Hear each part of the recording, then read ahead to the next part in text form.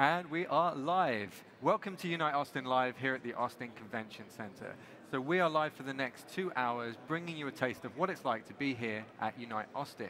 I'm Will Goldstone, one of the product managers here at Unity, and I'm here with my friend Lucas. Hi, I'm Lucas Meijer. I work in the engineering team at Unity, and we'll be interviewing a range of guests today. So we kicked things off yesterday with the keynote.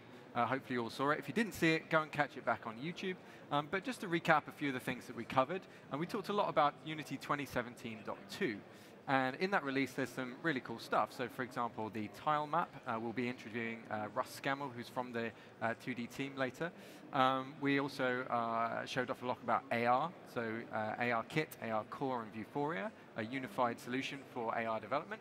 And of course, we talked about the post-effects stack. Lucas, you showed a little bit off with the Neon demo. Do you want to just remind people of that? Right, so the Neon demo was the scene that was put together with only stock asset store models and asset store textures. And it uses, they put together the models in a nice way, but it really uses the volumetric fog and the post-effects to create this really sort of nice vignette. And then Adam Meijer actually used that for a lot of his Cinemachine work and added a lot of camera work to it. So if you haven't seen it, go check it out on YouTube. It was a fun demo to do. I liked it. Okay, and of course we showed off Cinemachine for 2D as well, and you can check that out on the keynote. And of course the big reveal at the end was Adam the Mirror from Neill Blomkamp and the Oats Studios. So we'll be talking to them in a little while too. But without further ado, we're going to welcome our first guest. That is Dan Adams from Made with Unity. Dan, welcome Hello. to the show. Hello. Hi, Dan. Thank you for having me. Good. It's great to see you again after all this time. It's been so long. We know Dan pretty well. Yeah. So Dan, you're a content curation manager at Made with Unity. What does that mean? So basically it means that I'm in charge of gathering as much knowledge and knowing as much as possible about everything that's made with Unity so that we can have these showcases and put together these awesome reels, and just so that we're aware of everything that people are doing in the Unity community, which is obviously of a lot of importance to us. Okay, so in the keynote last night, we had, of course, the winners of the Unity Awards. Yep. Should we take a little look at the video? Yep, just let's so that roll we it. can see those again? Let's have a look at the video.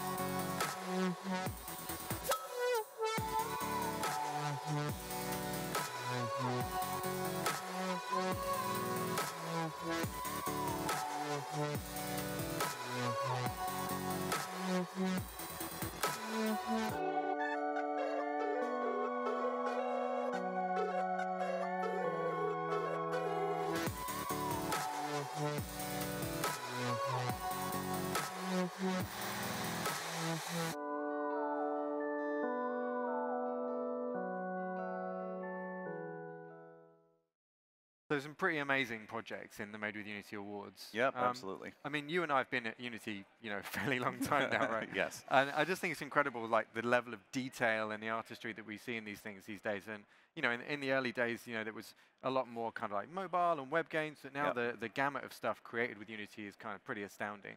Yeah, that's one of the things I absolutely love about the Unity Awards. Every year, it gives me an opportunity to really get an overview of everything that people have been making all at one time, and it's just the breadth is really just astounding. You have stuff like Endless Space, which is this amazing, large 4X game that's just like this epic thing. And then you have Hidden Folks, you know, which has just 2D art, and it's like Where's Waldo, and it's just like beautiful art, but it's so much more simple, and just like the whole range of stuff is incredible. You got blocks from Google, you got you know, Protospace from NASA, which is like a very like high-tech VizSim thing that they're using to design spaceships and like rovers, which is awesome. Amazing.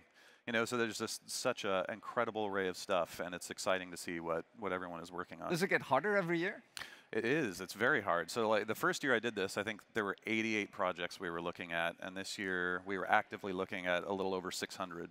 So it's grown quite a bit, and it is very difficult. There was a lot of things that we left that didn't make it into the finalist pool, which were actually really very hard to leave behind, especially for me. There was some of my favorites for the year that didn't quite make it.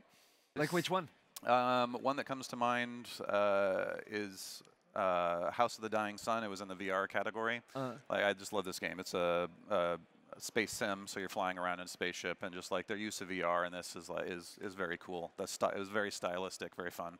Okay, so of all of the categories, what's your favorite? What do you really like? I had a soft spot for the 2D award, I think. I just love 2D art, and like the stuff that was up for the 2D award this year was really pretty stunning. Yeah. And there was stuff that again didn't make it into the finalists that was also very stunning. Stuff like Rise and Shine and Hidden Folks. You know, it's but there's just a lot of like really high quality stuff. Who decides who wins? How does that work?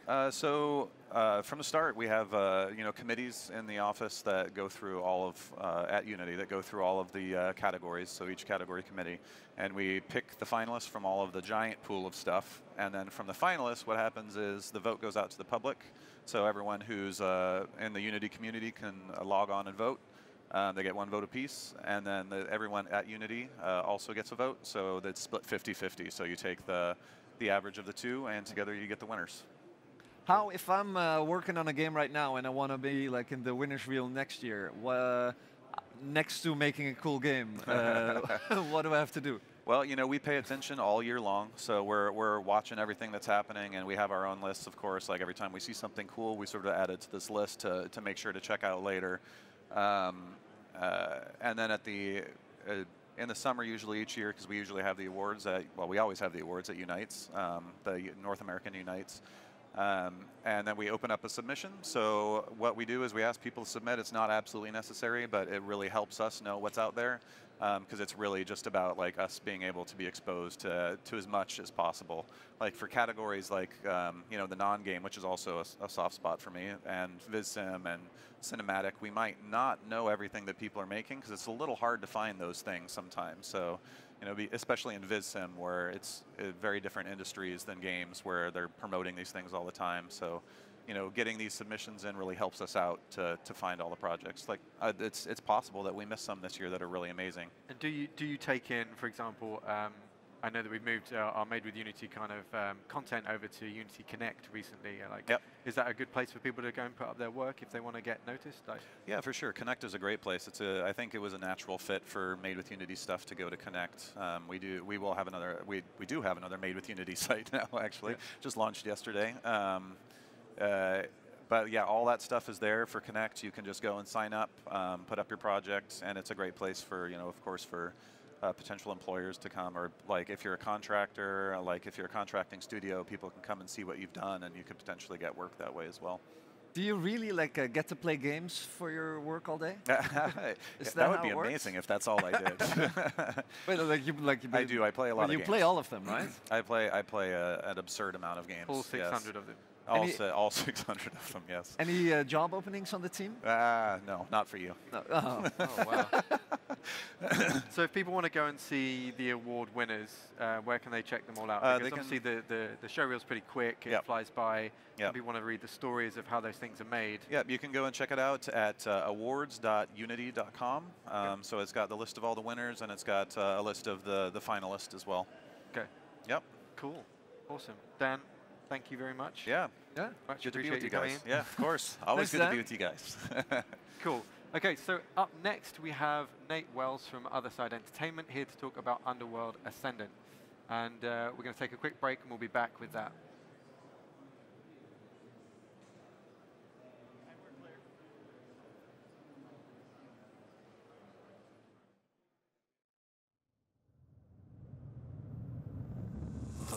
Stygian abyss.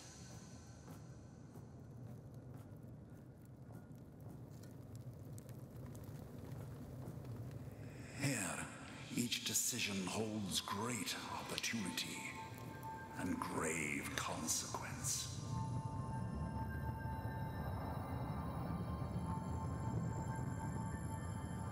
To survive, you must be clever, capable, creative. Consider. Act. What you leave behind will be engraved on the lives of others. Assuming you survive.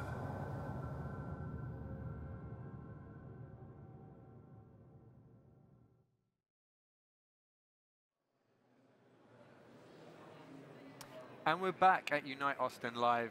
Thank you for joining us. We're here with Nate Wells, the art director from Otherside Entertainment, and he's here to talk about Underworld Ascendant. Welcome. Thanks, Nate. Thanks. Hey, Nate. Hey. So, Underworld, tell us about the history of the franchise. Like, where does it all come from? Well, it goes back about 25 years Okay. to Looking Glass Studios, and the founder of Otherside, our company now, Paul Narath, worked on the game Ultima Underworld, Yeah. which was a branch off of the Ultima series, and was really one of the first 3D immersive sims that ever really existed. It was the first time that you had not only a 3D environment, but also the introduction of class building, character building, skill building, all the sort of concepts that we see carried through into modern immersive sims. A lot of them were really born there. Right. Yeah. So what differentiates an immersive sim for people who don't know that term? I mean, I think Warren Spector, who's another one of the heads of the company and runs the Austin office, said that immersion and immersive sim is a game that gets out of your way and really lets you do what you want to do. For me, it's really about giving the player a set of tools, and then as much as possible, leaving them to understand those tools and then reason them out in a world that has observable behaviors and objects that behave in a way that's expected, and then to use those combinatorially to solve problems without the game giving a lot of urging. So you think a lot about intuitive design and like presenting a problem space that people can just feel their way out. Absolutely. Okay. Our goal is to sort of clearly present this world that behaves in a certain way, with creatures that behave in a certain way, then have certain relationships to the environment, to the player, to the spells that the player casts. And then through trial and error, the player is doing problem solving dynamically. Okay. And with Ascendant, you're doing a modern take, because obviously it's a modern engine, but like what makes that different from the previous approach to gameplay? I mean, I think it's the most similar in that you were given tools in Ultima Underworld that you would pick up, combine, use in different ways. There was a lot of trial and error, testing things, throwing things, lighting things on fire. So, the first thing we had to do was support all of that. I think now we have the benefit, obviously the benefit of being able to create levels that aren't completely flat. Although Ultima Underworld was one of the first sort of hallway shooters that had multiple tier levels. Now we're obviously able to do much more interesting things. We're able to create battle spaces that have a lot of dynamic entries, positions for a player to observe AI behavior, observe where their resources are, and then be able to make tactical choices on how they're going to tackle the problem.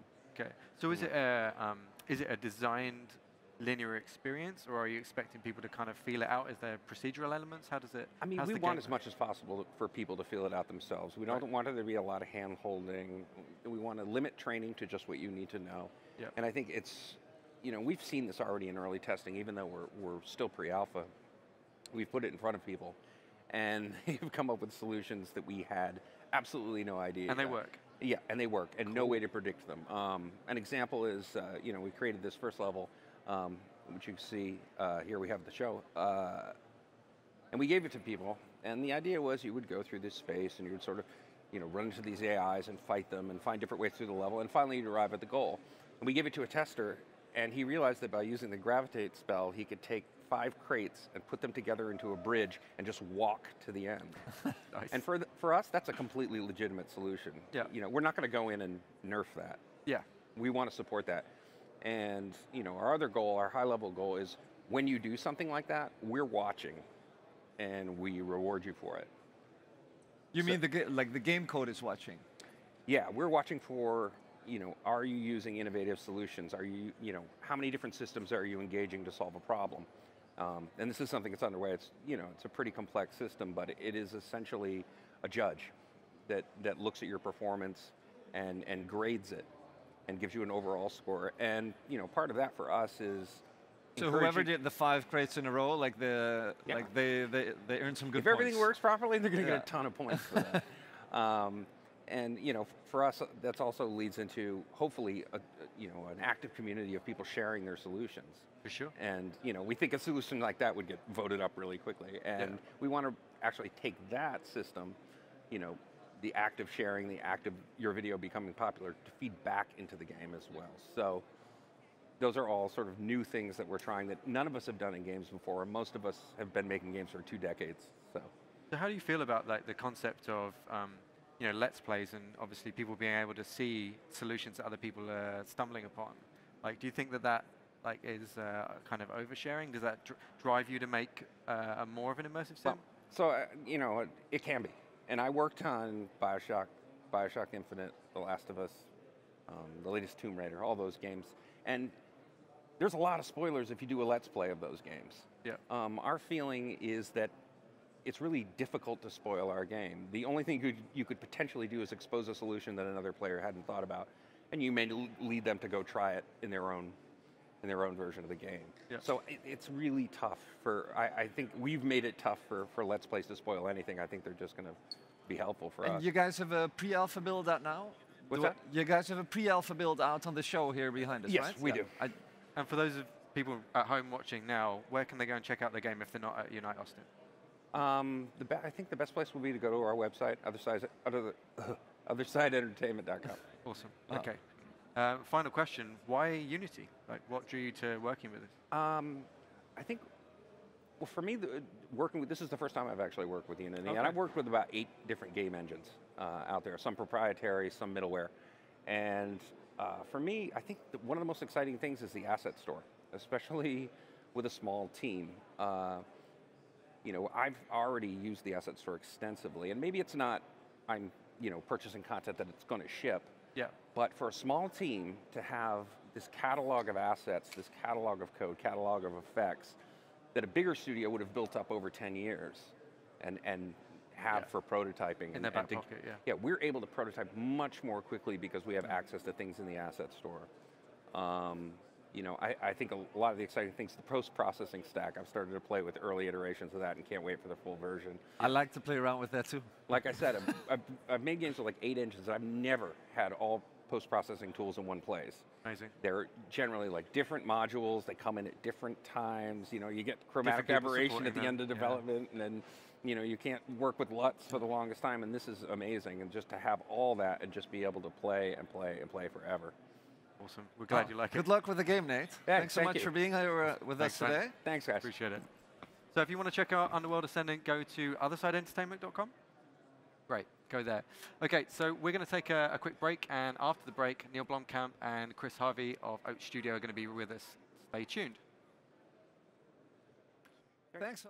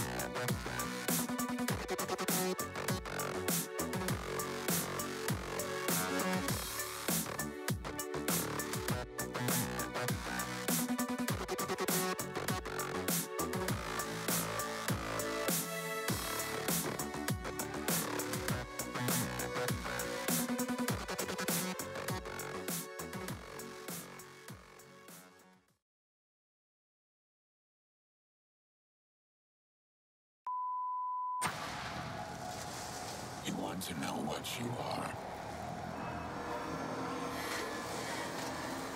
The mirror can tell you who you once were. She knows your histories, your crimes.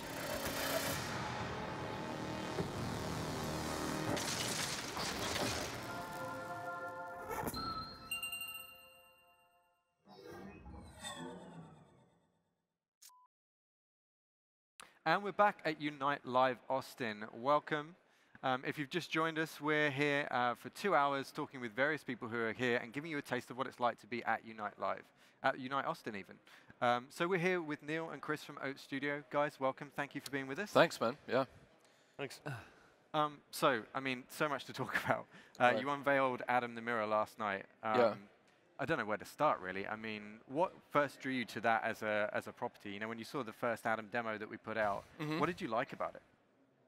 Well, I mean, inside Oats, you know, we are trying to build this weird experimental studio that messes with ideas in technology and as well as ideas in different sort of short form ways of telling stories.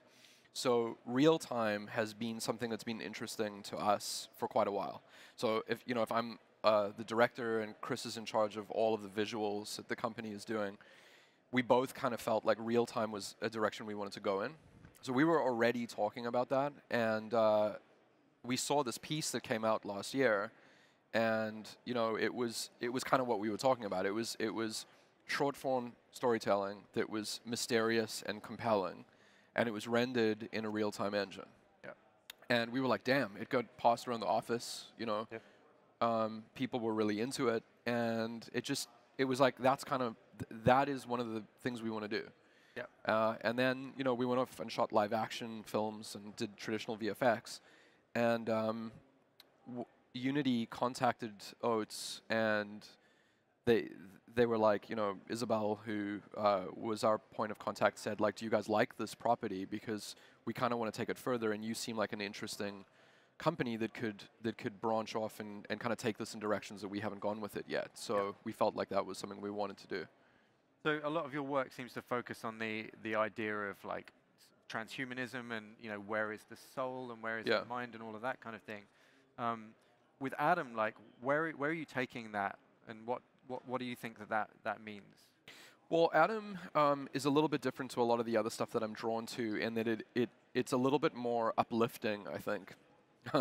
And there's not quite as much gore and viscera. Right, yeah. Yet. But yet, exactly. But I think the direction that I wrote, like an overarching kind of Bible of where it could go, and obviously like the piece that we just released is like less than 1% of what that world is. Right. But the world that I had in mind, and the world that I think Vess initially created, which was the Unity piece that we saw, has this. It has transhumanism, and it has questions about the mind and the body and the separation or unification of them.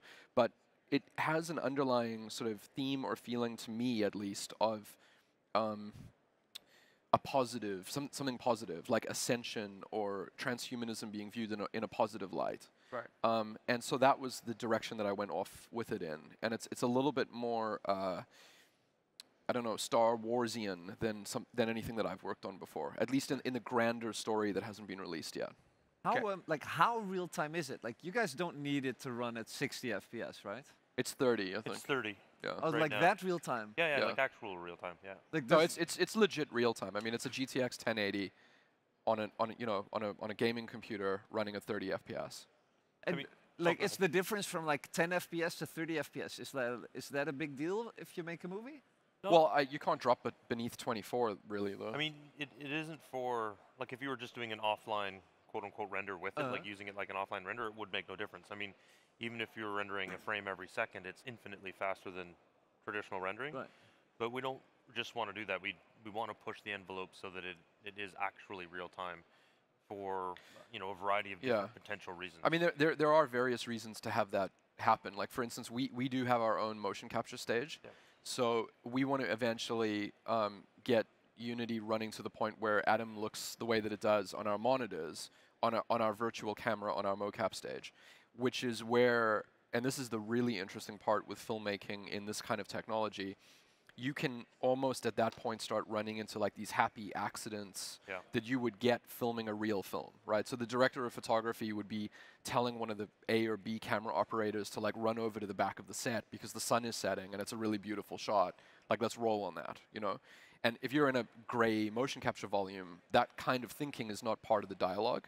But if it's virtual and it's like it's borderline photoreal, everything about the way that you film it changes. Yeah. You actually adjust because you're in a real environment. And so that makes it there's a necessity for it to be real time. So 10 FPS or 5 FPS, it's not going to yield that kind of result. Gotcha. Yeah. Gotcha. So are you foreseeing a future where, so I know, for example, in the sequel to the Mirror, you seem to have the set of that, what was it, an abandoned mine? Yeah, it was an abandoned mine. Yeah, so like, do you foresee a future where you are taking photogrammetry of that and then working on that set with actors and real time? Yeah, we did That's that. exactly what we That did. is what you did. That's what we did. Amazing. Yeah. So what we did was we scanned this mine. Scan, that just means like taking a lot of pictures? Yeah, we took 35,000 photos probably of that mine site and then rebuilt it virtually using photogrammetry software. Yeah, and we also had a drone just doing waypoints, and so we had lots of different angles, and then Chris extrapolated a 3D mesh out of that data. And the interesting thing, which ties into your question, is that we got back the perfect measurements of this mine because we had a perfect three-dimensional mesh that allowed us to build physical obstacles and physical depth differences on our mocap stage that represented the exact mine. So there's a scene in the next film where the actors walk down over rough terrain, maybe 3 meters of descent. And there's no universe in which we would have built our motion capture stage to be raised and lowered if we weren't matching it to a real environment. So you just, like in the mocap studio, you rebuild bits and pieces from the mine. Yeah, Exactly. we loaded a lower resolution mesh of the mine into the mocap volume, and then with the virtual camera, we could look around and was like, okay, there's a rock there. Let's build up some sandbags. And there's like a dip in the That's ground like here, literally a guy. Yeah, the yeah. production designer literally stood next to Chris, and Chris used the virtual camera and told him where bigger and smaller rocks were. And then the virtual camera, that's like a tablet or an iPad where you can. It's kind of a shoulder-mounted. It's a shoulder-mounted. I think they're simulating the sort of dimensions of a handheld Alexa or a Red camera. Yeah. And then with just an HD screen and a bunch of markers, and it knows where it is in 3D space. Yeah. And it's cool because then when the actors, walk that terrain, they get a very naturalistic movement. It's not like they're just walking on some flat surface that you then try to adjust later. They literally are walking over the bumps and they get the right body motion, and it's just that much more believable. Amazing. So how do you guys feel about mixing real time and actual plates at some point? Like, is that something you want to go back to? Because obviously with your features that you've done, it's all pre-rendered, put into a plate. Like, how does that figure together? It does factor in, and like Chris and I do talk about that. But I think for me personally, I mean, when you film a traditional feature film and you're using your Alexa camera and you're on set with like 100 crew members, the room for sort of using real time to its full extent, I think, is kind of gone to some degree because you know why you're on set and you know what you're doing. Yeah. For me, inside of Oats, that's where I think real time is much more interesting. That we can actually make films that look like the Atom piece that we released last night, that are 15 minutes long, 30 minutes long, 2 hours, that are scale and scope and epicness at a sort of lower cost value, that look really great, and that we can also revisit on our set over and over. You know what I mean? Yeah. So we can do real time on set in traditional settings, and but it isn't. It's not as creatively compelling to me as like what I think we want to do inside the company. Yeah, I mean, from technical perspective, there's no reason why a person wouldn't use it as an offline renderer, like real time, use it, because it's just going to get your results fast, and then you comp it in like you would traditionally. But that's just kind of doing the same thing everyone's already doing. Another way of saying it, another way of phrasing it is, people continuously try to put real time into this pre-visualization setting. Yeah. That's essentially what you're saying. You're saying, like, can you pre-visualize on set with it, right? Yeah, pretty much. Where it's interesting to me is, what if it isn't previs? What if real time is the end result? Yeah. Right. That's the difference. So I mean, like, speaking of which, the human character that you saw in the preview before, you're using quite a different approach to, like, it's not blend shapes, it's not that kind of thing. You're using, what is it, Alembic? Yeah, it's performance capture, which is not that unusual on traditional film, but it's definitely not. I haven't seen it done really to the extent that we're doing it in a real-time engine. It's performance capture. Like, the actor sits down. There's 9 cameras in an array, filming or photographing their performance at 60 FPS. Every single one of those photos is then turned into geometry, and then using Alembic streamed into the engine. So it's literally their performance that you're seeing. It's not an approximation, it is the performance. Okay, so for people who, I was going to just say, like, if you're unfamiliar with that, has it got something more in common with, like, an LA Noire approach, or, like, how does it? I don't actually know the LA Noire approach. I think that's still baked it down to a rig. Right. This isn't baking it down to anything. It is actually the subframe photographs, like photogrammetry, just streaming in. Okay. And you mentioned before that that you felt like this sort of new real-time way of working would be most early adopted by, like, a new generation of filmmakers. Yeah. What do you think the sort of, like, shift in technology is going to do for filmmaking, like, with this new generation of filmmakers? Or do you think everyone's going to jump on it? I mean, I think it's probably happening. I think it's starting now, and the big thing is accessibility. The accessibility to people now is... I think it also ties into the pre-visualization thing, where I think that big studios and big money, traditional systems are going to have a hard time initially thinking of real-time as the final end product. And I think they're going to continuously view it as a way to get to an end product, where I think someone, some kid in their basement is going to use it as the end product with the way that we did Adam. And I think that's the difference. I think that it's going to take that younger kind of gaming generation, like / creative person that doesn't care, it's not filled with stigma. It's just a really cool looking end product that's rendered in real time. Well, like, you've got so many people now. Oh, how will this fit into my existing workflow? How does this fit into the way I already do things? Exactly. Which is the wrong way. The new people are going to be like, well, I don't care about I'm going to have a new Everything is new, yeah.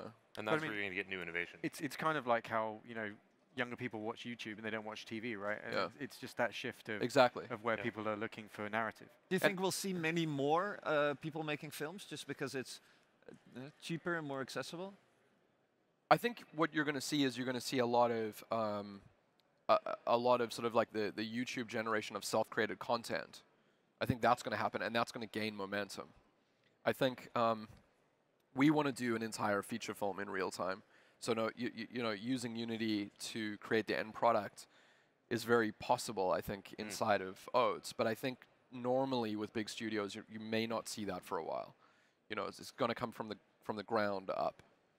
5-minute pieces, 10-minute pieces, kids messing around with different ideas, and creating pipelines and ways of working that are non-traditional. And that's a big thing too, is that it is so fast to play in. Like, people will be able to put ideas out at a much faster pace or experiment. Like, we were talking about that on the way over here, about just like, you do these things in Oats, like we're able to experiment that you can't do that in the traditional system. And you get ideas out and you realize people like this or don't like that, and I don't know, it's very freeing. I'm interested in the approach you guys are using with Steam and the DLC approach. Like, could you just explain what you're doing for people who aren't aware of it? Well, that's all that really is just trying to, like, since the shorts are free anyway, we initially, one of the things we wanted to do was sort of twofold. We wanted to, and this is, interestingly, this is where real time is actually incredibly applicable, but we weren't doing it in real time. We wanted to take the shorts that we were making and then break apart all of the elements of filmmaking. So, like, these are the VFX assets, this is the music and the music stems. We actually want to release the raw footage to some of the pieces in case someone wants to re-edit stuff. Wow. So the DLC idea was 50% about giving young filmmakers just what the tools are that we used. You sort of open sourcing. Yeah, exactly. Like just open sourcing it, and with something like Atom, you can do that way more because it's all elements are under one umbrella. Yeah. But the second reason was because the shorts were free. Our goal, obviously, to make the company self-sufficient going forward will eventually have to be to charge for the films that we're making somehow. Yeah. And so we knew that the DLC download stuff would never really come close to the cost of the pieces that we made, but we wanted to sort of get an idea of if people were willing to pay for anything. Yep. You know what I mean? It was sort of a metric. It was like data for us. Well, it's like with games when you pay for like a collector's edition, you get all this other stuff, right? It Yeah. sort of gives you a gauge of which of your shorts people are interested in. Yeah. I was wondering as It's well. data. If you people, if you are looking at things like Patreon and those kind of like. Not really. I mean, Patreon, I just, the dollar per minute ratio of what we're producing, I just think it's just so much more expensive than, like, I don't think Patreon can support what we're doing. I think, unfortunately, I mean, I wish it could, but. And it sort of ties you to like a regular turnover Yeah. as well. It's not I also, being beholden, to have to do stuff is also quite dangerous because we could just go offline for a while and do R&D on something, or spend a year writing or developing something, and the audience may feel like we've let them down. Yeah. So at some point, I guess eventually we'll have to figure out a way to sell something that pays for the rest of the party. Cool. Okay, so we've just seen the mirror, the final third. Well, I don't want to say final. The third part of the Atom saga. Like, when's that Hopefully coming it's out? not final. Yeah. In a month. Okay, cool. Yeah. And so that's just gonna be on the Oats YouTube channel, right? Yeah, same thing. Cool. So if you want to see it, go and check out on the Oats YouTube channel. I have one more request of you guys. Okay. Because I'm a nerd. All right. I wanted to ask you to sign something for me because I'm a big fanboy. So I got you this good cat food, and I wonder if you'd both sign it for me. That's awesome. Yeah, man. That's the good stuff. Okay, yeah, no, this one's really good. It's going to be really confusing for a lot of people, but for those people, then that's a shame. Hey, thanks so much for being with us. Thank you, guys. Thank you. Yeah, thank you, man. It's incredible for us to see, after having been such a big part of democratizing game hilarious. development, to Here you see go, Chris, as film well. people, to see film people adopting Unity, and we can't wait to see where you take it. Yeah, well, thank you, and I hope people watching it, enjoy looking at something in real time. So, thanks, guys. Thanks, man. Thanks for Yeah, coming on. cheers. Thanks, man. My pleasure. Yeah, thank you. Thank you, guys. Okay, so we're going to take a quick break, and after the break, we have Jules Urbach from OTOY to talk about the Octane renderer, so stay tuned for that.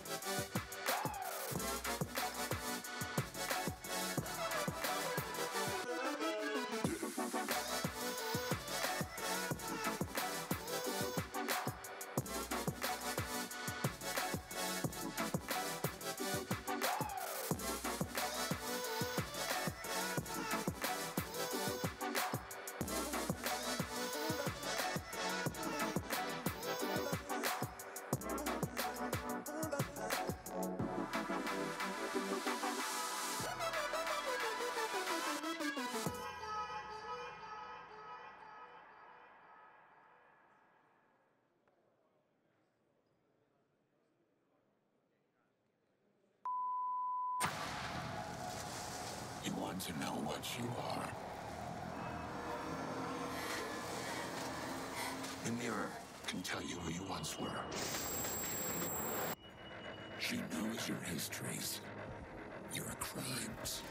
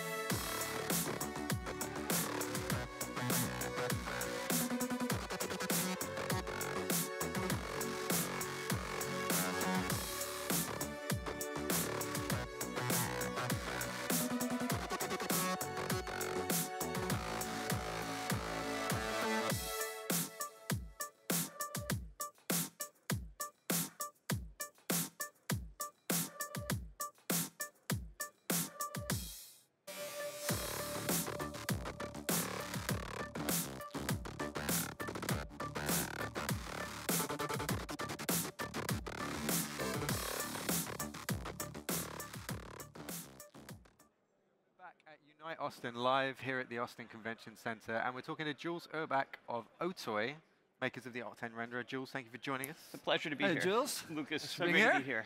So you guys know each other already. Oh yes, We do. met. Old friends. So tell us a bit about Octane renderer. What do you guys make for those who are unfamiliar with it? Those minor few people who are out there who haven't heard. So Octane Renderer is the world's first spectrally correct, unbiased GPU renderer. It's traditionally been used in visual effects. One of my favorite shots has been rendered with Octane is the opening of Westworld on HBO. Beautiful. Incredible. Beautiful. But today, millions of Unity users can use Octane, the same exact Octane that's been used for movies and visual effects inside of Unity. That launched with Unity 2017.1 at SIGGRAPH, and today we are launching a second update, which has some very exciting features. Actually today? Today, this morning. So what got added in this update? So we've added support for play mode, so you can now use Octane when you're running in game mode, which a lot of users requested. Cool. We've also updated Octane to support live GPU baking, and it is wicked fast. So on my laptop, I was baking, it's not even progressive, it's instantaneous. So the entire scene, all the GI is baked in about 2 seconds while I'm running the live scene, and this goes into the rendered texture, and it goes right back into the scene, and it's amazing. So that works as like as a light mapper? Yes. And this is basically ground zero for us to build more and more complex baking tools. So now that we have light mapping working, and it is so fast on the GPU, and all of the, and we've also done a lot of integration now. So all of Unity lights and materials are really well integrated in Octane. We're also showing some beautiful scenes that were done in Max and Maya, and we redid all of those materials in Unity Editor, and it looks just as good. It's awesome. So now you can bake those scenes into light maps, and shortly after that, we're going to be adding light field baking, which is a volumetric point cloud ray tracer that is pre-computing all of the complexity of the cinematic scene, and you can load that back into Unity, which I just showed at our presentation today, and it runs in real time in VR or AR. Oh. So let me try to summarize that. So there's a few different parts. One is where you make a scene in Unity and you let Octane render it. Yes. Which takes a few seconds, gets better over time, and it makes really pretty pictures. Yes. That's one part, and then the second part that you're working on now is having Octane actually render the light maps.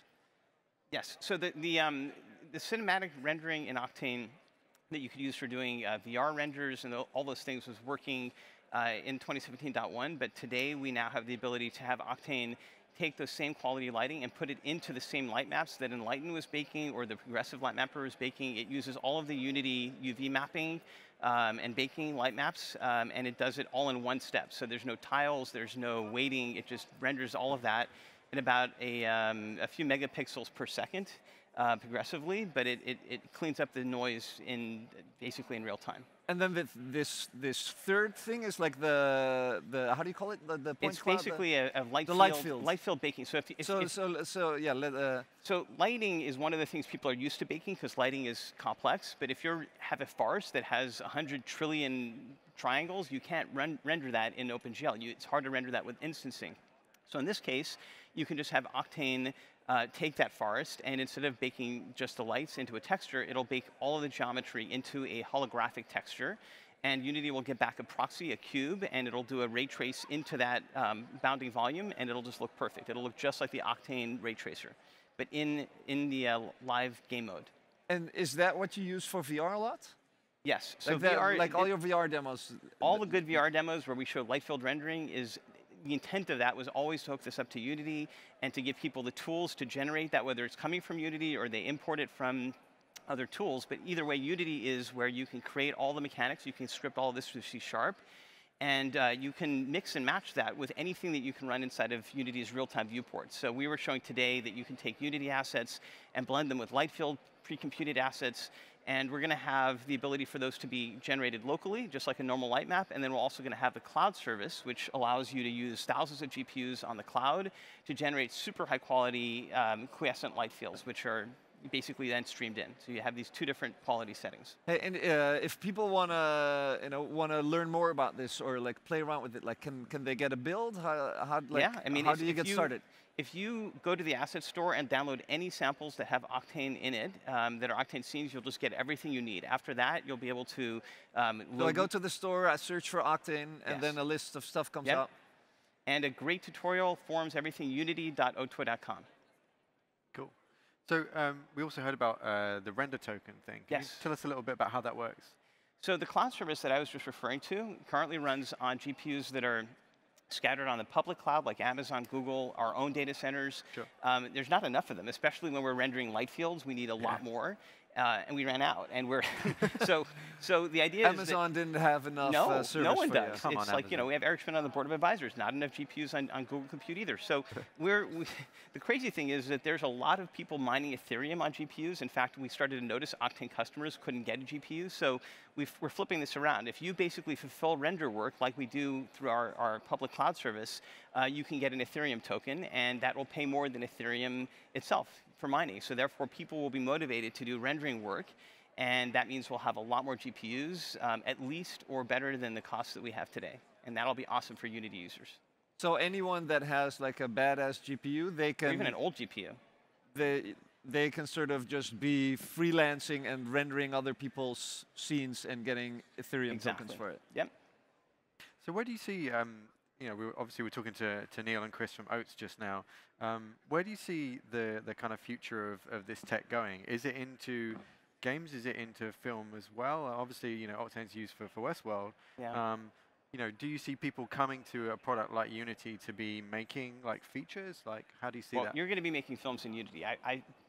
I think that's so clear, and I love what Neill's doing because I think that proves the point that the tools of the future for doing cinematic content are going to be game engines. And the reason why is that I think every filmmaker that I've worked with, and I don't think Neill is any exception to this, is thinking about volumetric content. And it's not just VR, it's AR, it's the fact that hundreds of millions of phones can give you an experience that's spatial. And it's not even about the interactivity, it's just being able to experience these objects, these scenes, these experiences in this volumetric way. You know, we're agnostic to whether it's an HMD, a VR, a light-filled holographic wall, but I think the creators of this content want to have the tools to be able to spit out volumetric experiences. And I think linear content is still how you tell stories, even if it's got a different dimension of experience. And I love what Neill's done with Adam. I think it's incredible, and I think, you know, one of the things I want to support is for filmmakers like him to be able to publish holographic volumetric streams that are just like video is today, but with all the things you saw in that Adam live real-time video. It's incredible. So that means like you would render out like you could render out like an Adam scene like that in the light field in VR. Yeah, so he and I were actually just talking about it, and we were looking like, well, what is baked in this thing? What do we need to put in the near field dynamic viewer? But either way, anything that you can render in Unity, you can render in Octane. Anything that Octane can render can be traced into a holographic light field cube, and that can be streamed, and it can even be non-buffered. You can just get a 2 to 20 megabit connection and just pull it in volumetrically. Awesome. Oh, that's great. I'm really interested to see what you guys are going to come up with. So if people want to get started, it's unity.otoy.com that has tutorials. Everything that you need to get started, links to the asset asset only thing store. you really need is like Unity and the OTOY plugin, and you're ready to go. You don't even need the OTOY plugin. It's like there's nothing to download. It's all, you know, the work that we did with you guys was to basically get it so that Octane is just bootstrapped inside of Unity Editor. Awesome. And you just need one asset, and that's it. And then you're good to go. Oh, great. Awesome. Thanks a lot, Jules. My pleasure, Lucas. Thanks. Have a good flight home. Thank you.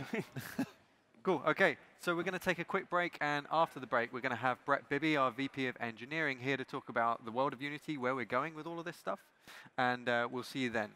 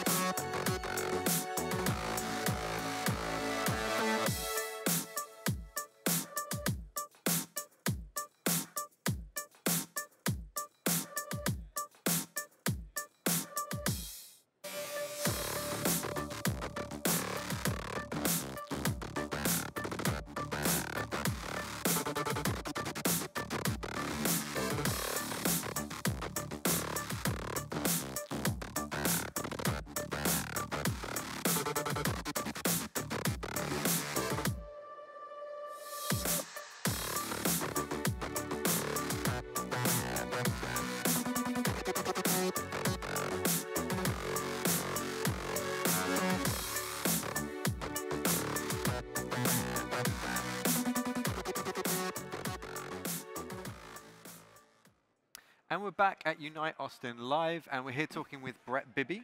Brett, who are you, and what are you doing here? Who am I? Oh my God. Let's not go too deep on that one. Yeah, well, VP Engineering, that's a fancy title, but it's basically head of engineering, meaning the product that we all know and love. It's, and Clive on stage had that 500 people make Unity. Yeah. Well, that's our team. That's what we do. Cool. Based in Copenhagen, and that's where it all started. And you guys have been with the company a long time too. So. Yeah. Full disclosure, we know who Brett is. We're doing this for your purposes. So, Brett, we've been talking a lot internally about solutions recently. Obviously, Unity started out as a game engine. We've grown and we've serviced different platforms, different needs over the years. What are we trying to do with solutions now? What does that mean for all the different types of Unity users here? Right. Well, it's one of the interesting things. I actually never knew what product management was, like, for a long time, right? And it's like, no, I mean, it's like you think, oh, product managers, what do they do? What do they do?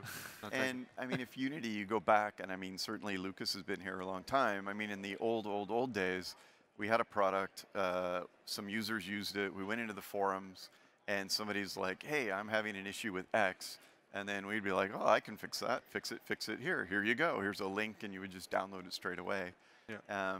And I think that we were super aligned with our customers, right? Because we normally hired people from game industry or people that were at least very familiar with it, and they would come into Unity, put in their know-how into the product, which is what really helped democratize development and drive it forward. Well, fast forward, nowadays we have 30 plus platforms. We have almost 500,000 projects being edited with Unity in a given month. Wow. And it's just insane adoption across the board. So there's a lot of people that have a lot of requests, and like, how do we think about that? So solutions, this thing we're talking about lately, is just a reminder that people buy stuff because it solves a problem. Yeah. You don't walk down the street, see a restaurant, and say, walk in, here's $20. I may come back here and eat one day, but just wanted you to have that money, right? I mean, generally, I'm hungry. There's a place. It looks good. I'm exchanging the money, and I expect to be full and what, right? So, so the idea here is that as a solution, we understand people are trying to make mobile games. They're trying to make console games. They're trying to make high-end games. They're trying to make connected games or multiplayer games. They're trying to make AR, XR, AR and VR experiences. They're trying to make films.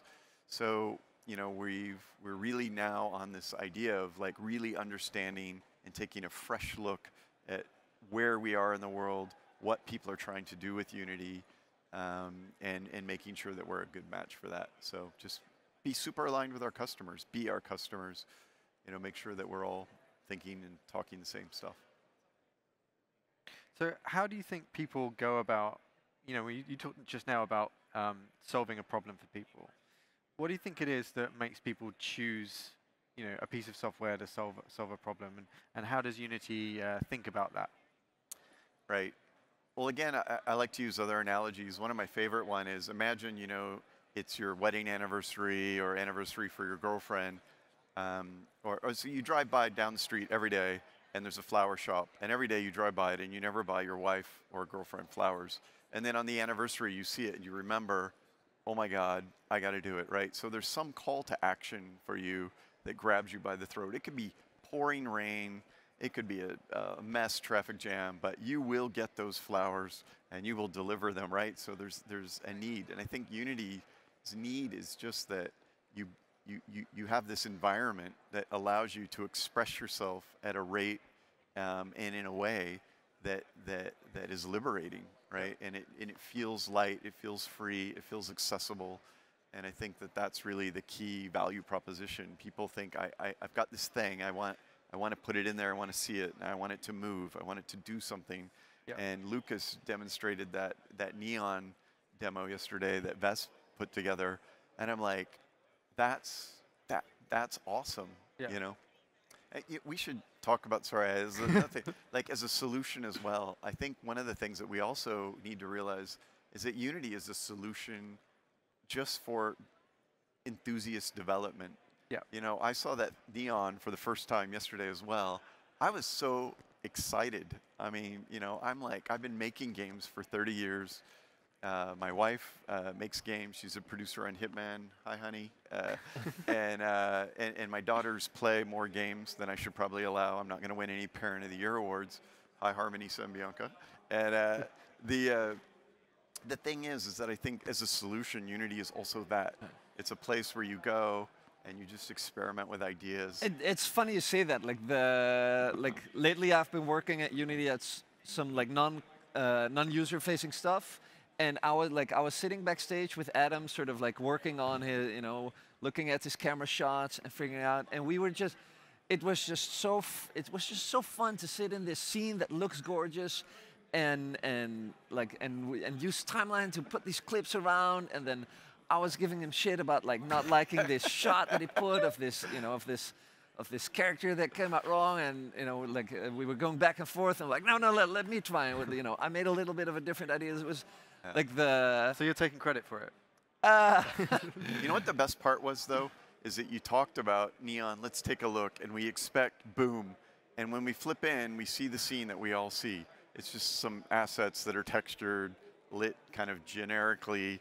But then within like a couple of minutes, you realize I can do this too, right? This is like, and then, the fact that they had the tanks and the spaceship as the ceiling. I mean, that's awesome. But it's I like that you call it like enthusiastic development. Like yesterday was like we were preparing for the keynote, but like it was all long done, and we were just rolling on for another hour because we were just having. Like we were just having fun with it. I love that part. And so that's the outcome. Yeah. And I guess bringing it full circle, then a solution. I think Unity as a solution for creative expression. It's like a sketchpad, right? Is also a solution, and we have to recognize, like many people now put food on the table using Unity, and we have a responsibility. And I know both of you as well as me and everyone at Unity works really hard to be sure that Unity delivers, that success for developers. But I also think success, we need to also bring in this concept of just fun again, creative expression. Yeah. So just about to kind of tie up the whole solutions thing, like, where do you see us like looking at other markets? Like, are Unity going to address different things that you've seen us talk about in the past, like automotive or any of those kind of things? Yeah, I mean, it's a great question. I think Unity is not something that you sell into a studio or sell into a company. Yeah. I mean, the pattern is generally, even at the largest game companies, it starts being used by a designer or producer who just want to build something great for consumers. And then it ends up with somebody going, what is all this tool everybody is using? And this platform inside the company, and then they call us or we call them, and then they adopt Unity. We're finding the same thing. I mean, people are successful in automotive and in architectural visualization in other industries in spite of us, not because of us. Yep. Probably we could do a few things to make it a little less spiteful for those people as well. Okay, so last question, because I'm sure everybody's wondering, like, you saw some amazing stuff from Joachim last night. Like, what's the thing you're most excited about that we're working on that's coming in 2018? I know it's a tough question. Oh my gosh, that is a really tough question. I think for me it's the confluence of things. I mean, there's going to be a place where programmers, deep programmer experience. It's not that Unity replaces you as a job. It frees you to actually go and write a deep pipeline or a deep set of functionality or behaviors that you want, right?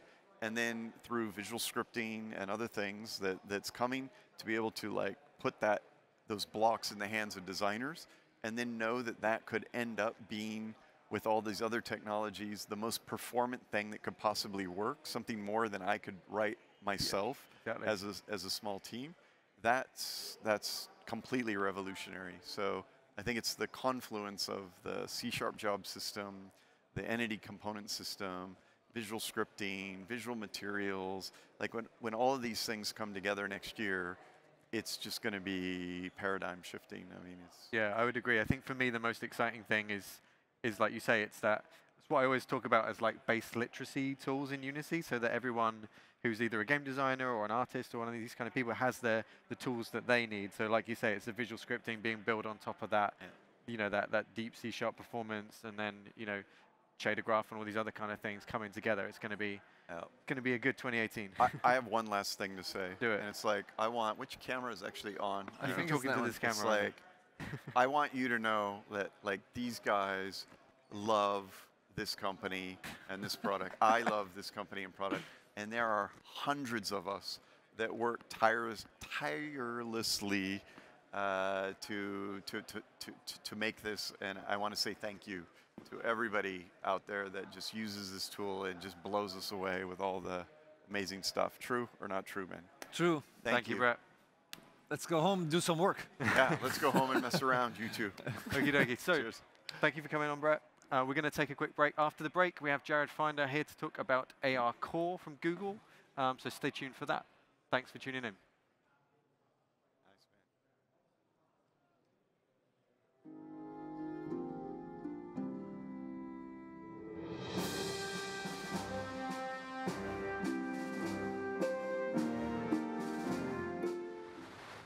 Hi, I'm Joshua Kinney, the Game Development Curriculum Manager for Pluralsight and the creative director behind our game, Swords and Shovels.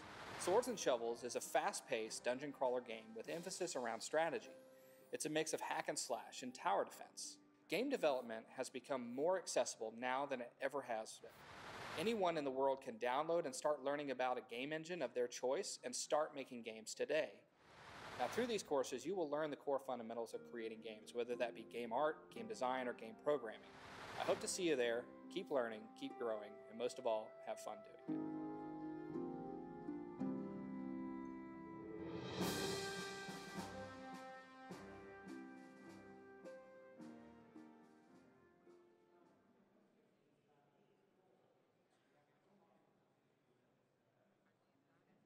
Watcher, take one. Phones on silent, please. Why I create is a kind of a great question. Why do I create? I create because I just really love games, you know, and it's a lot of fun to make them. I have so many ideas. I have so many things I want to explore. I can't imagine doing anything else. It's what's on my mind when I wake up in the morning. It's on my mind when I'm falling asleep. It's an odd question. From my perspective, I don't know why other people don't create.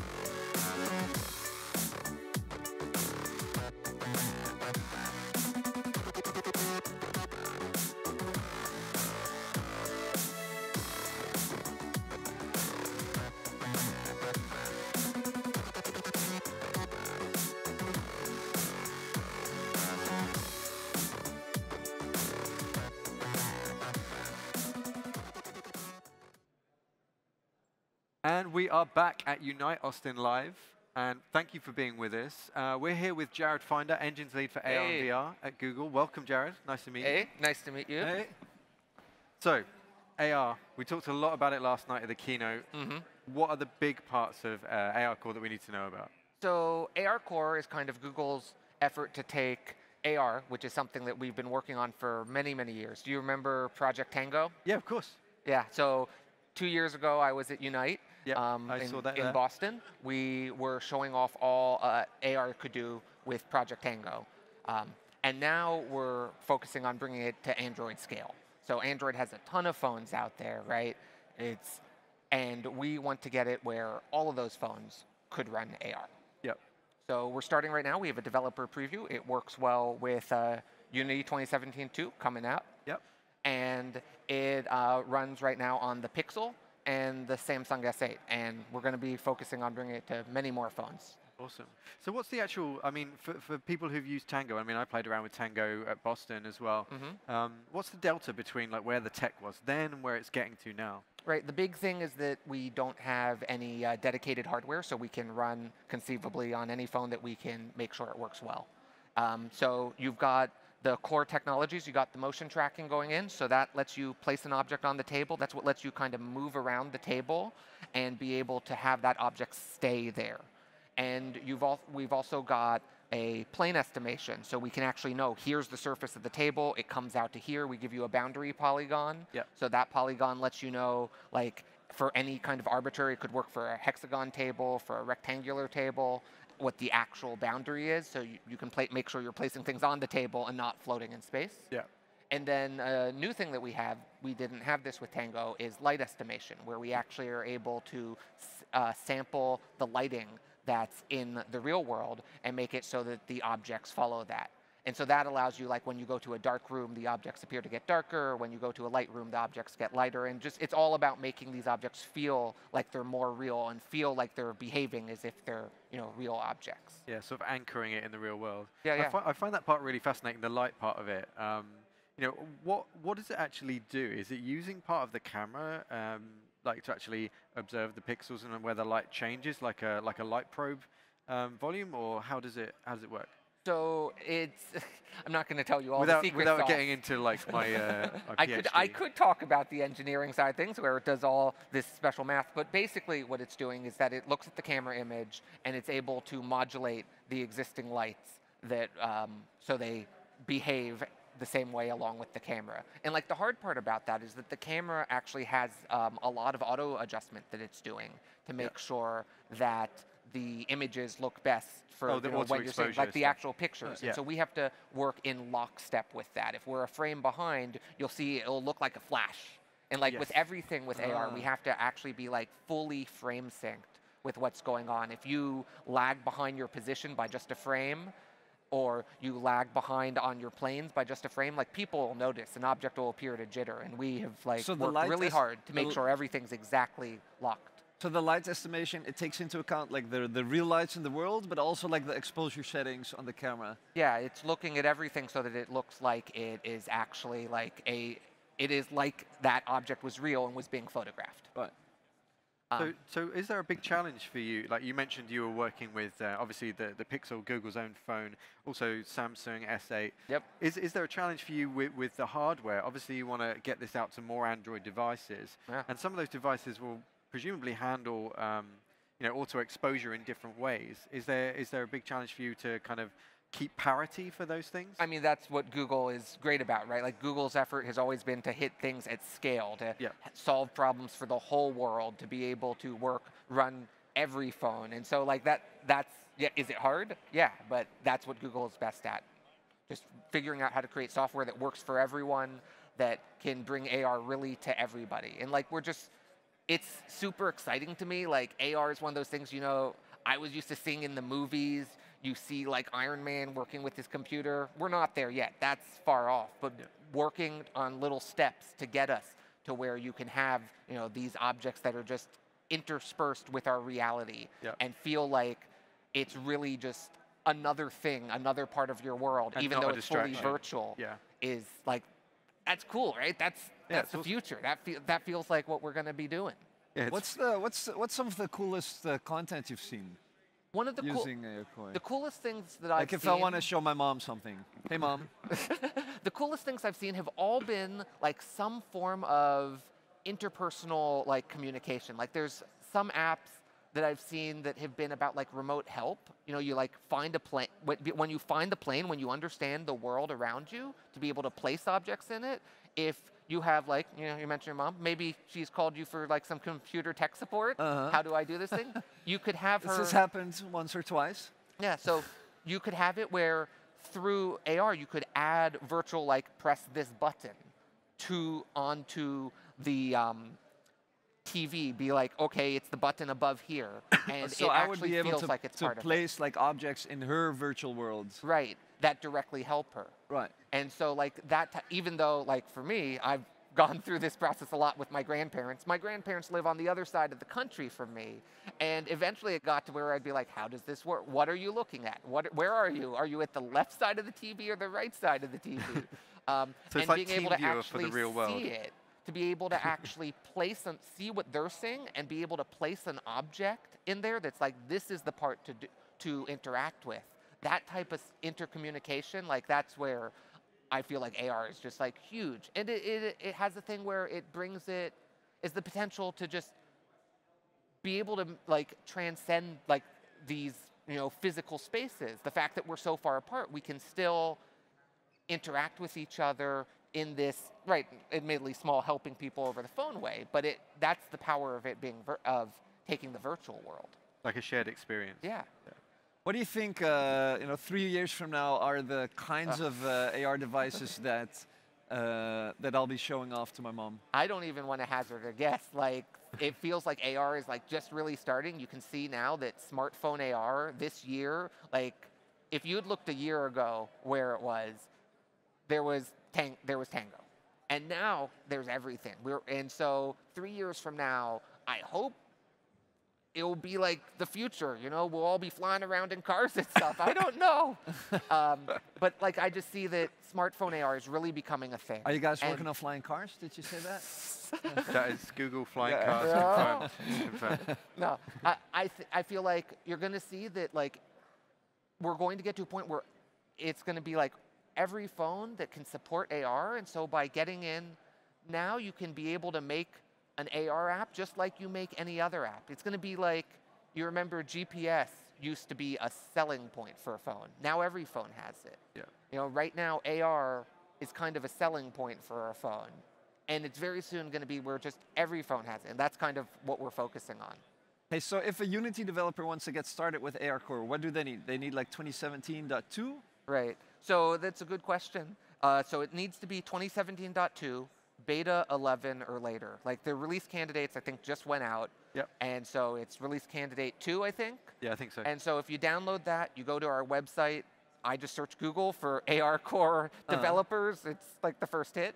And download our SDK. You can use that to build an AR Core app. And we're actually right now, to try to educate all the people here at Unite, we are doing a code lab up on the 4th floor. Great. That has walking people through it, get people over that initial hump of getting everything set up, get everything started. And for everybody at home who's not had the opportunity to be at Unite, they can go on the website and just pick up all the learning materials. Yeah, the Code Lab's up on Google's Code Labs website. Amazing.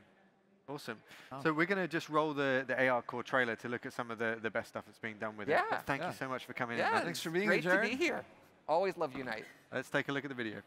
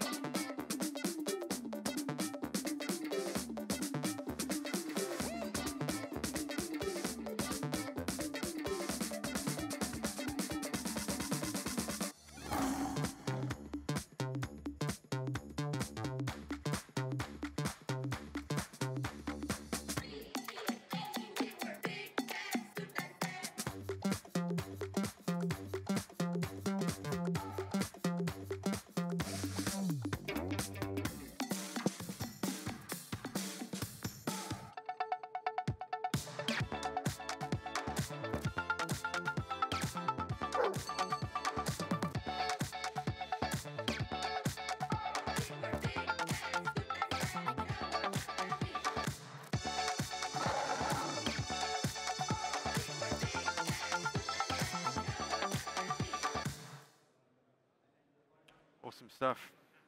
Cool. Well, thank you so much for being with us. Yeah. And we're going to take a short break. After the break... Oh, sorry.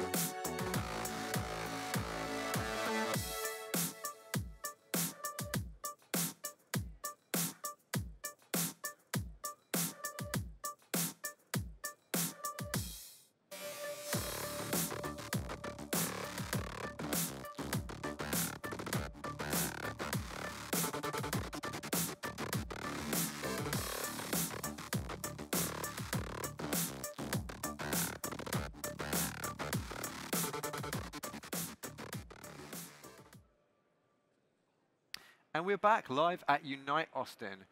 Thank you for joining us. If you're watching on Facebook or YouTube, it's great to have you with us. We're here at Unite Austin. I'm Will, and this is Lucas. And we're talking with, I have to ask you, is it J Todd, or do I call you Todd? J Todd is what I use professionally to segment off like my social media life. There was a point in time when I had too many people from my games like commenting on kid pictures, like my family pictures and stuff. So it got weird. And my wife was like, you need to figure this out. So that was my way to figure it out. J Todd is professional, Todd is just me. Okay. So, but in real life, you can just call me Todd. Okay, so we're here with Todd and with Mike, which is a much easier way to... Which he actually is just called Mr. Mike. Okay, this is getting complicated. In all worlds. But you guys are here to talk about Crowfall. Yes, we are. Okay, so tell us about Crowfall. So Crowfall is a massively multiplayer online game that we kickstarted over 2 years ago now, and had a very successful Kickstarter. We've continued to kind of doing the crowdfunding thing ever since. We're up to about almost 45,000 backers now, around $4 million. So it's been very, very well received. Yeah. And we're working on it. We're in testing now with, I don't know, probably half of those backers having. Right. Well, actually, I think more than half of them now have access to the test. And we're running 24/7 tests now. So. Okay. So Crowfall is a bit different from your standard MMO. I know that much. Yes. Tell me give us the elevator pitch. So the short answer is a standard massively multiplayer game is a static world, meaning that the world really doesn't change based on what the players do. Like I kill a monster, 5 minutes later Mike comes along, same monster is respawned for him to kill. Yeah. I finish a quest and I save a guy from some wolves, and 5 minutes later Mike comes along, he saves the same guy from the same wolves. So that's really a static model, and it works really well for large groups of people. What we did is a dynamic world, right, where my actions in the game can literally change the game with a ripple effect that affects thousands of other players. Right. Like if I come and I chop down some trees and I build a fort, and then I use that fort to take stone out of a quarry, and I use that stone to build a castle, I can now claim that territory and it's mine. And you log in, you see there's my castle. Right. If you come a week later and get siege equipment and burn my castle to the ground, and I log in, my castle's gone. Like the whole world is affected by the players in just a fundamentally different way. So, you know, if you think of the standard MMO as doing a really good job of kind of making you feel like you're in Lord of the Rings going on a quest, our goal was to make you feel more like you're doing a season of Game of Thrones, where it's alliances and betrayal and backstabbing and political intrigue. It's just a very different model for gaming, and it hasn't been done or attempted for a long time. so because you can, affect the world to such a great extent, presumably you can ostensibly win by just being, dominating the whole thing. Absolutely. Okay. Yeah. So yeah, that's the whole thing. Is it's an MMO you can win. So what we're doing is what happens when after you win? Yeah. So you basically it's a great question. You get to take your character and move to a new map. That world actually has a cataclysmic event where the world goes away. So we're constantly populating our game with new worlds that could last for 3 months or 6 months or a year until one team gets so dominant that they basically have won that world, at which point all the players get to leave. They scavenge that world for magic items and resources, and they take their characters and they move on to the next one so that we have a new, fresh map for them to fight over. It also means, like, when you first come in, the map is surrounded by a fog of war. Like, you don't know what could be around the corner. It's just a whole different model for Do you play 2 maps at the same time? Like, can you be in 2 of these maps? Not with the same character, but yeah, you can actually participate in multiple. We call them campaign servers, but multiple campaigns at the same time.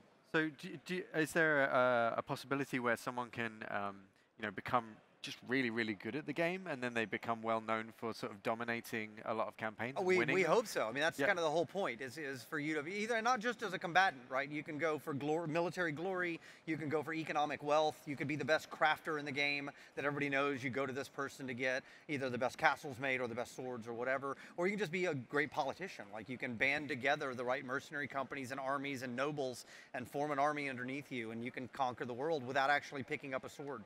So how many people play like in a single world? We're probably around 10 or 20,000 total. So your population cap is in 2,000. It's kind of my target. We'll see where it plays out. So interestingly enough, we use Unity not just for the front end, but actually for the back end servers as well. Like we're using a Unity engine as our server. Mike actually is one of our principal engineers, so he can talk to that a lot better than I can. Sure, So- yeah. In fact, that's one of the reasons we chose Unity in the very early days, is because it was very, very easy to work with, and we could, build a game and ship it and put it out in an incredibly fast amount of time, just 0 time. And we decided early on to have a Unity client and a Unity server where all the physics happens and all the game state happens. And what's great about it is that when we're developing the game, our developers, designers, artists, whatever, they'll sit there on their desktop, they'll bring up the Unity editor, they'll make some changes or work on whatever they're working on, hit play, test it. The entire MMO is running right there on their desktop, right? And then when we do a build, we split up the client server, we send the server code up to AWS, the client gets installed with Patcher, and it just works really, really well. Yeah, it never had even occurred to me that you could do this, right? Because people think of Unity as the cool graphics, right? Like there's the graphics engine, but we actually basically cut the head off of it. You guys call it a headless server. Yeah, in fact, right? Unity has a Linux headless server, right? And that, in fact, it was Unity's platform abilities.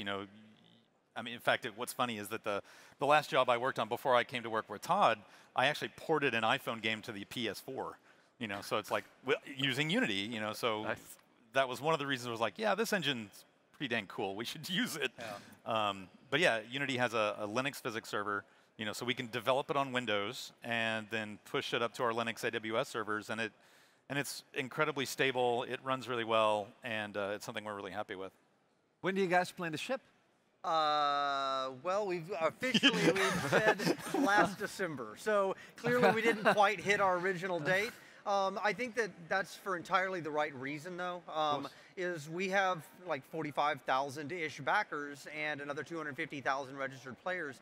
We take their feedback and they're all playing, right? Like they can get in. We put out a new build practically every week. They're playing right now. They're playing right now, like they can log in the game. And so if they respond and tell us something's just not good enough, like, hey, your combat's just not good enough, we take that feedback seriously and we go back and fix it. So we have, kind of kicked the can on that question into the future. Yeah. And, if I hope that we don't have to keep doing that, but at the end of the day, what really matters is we want to make those backers happy. I mean, they put their faith and their trust in us as an independent studio to bring this vision to life, and we take that very, very seriously. So it's not just a checkbox of features and content for us to launch. We want to build this game and we want to make it great.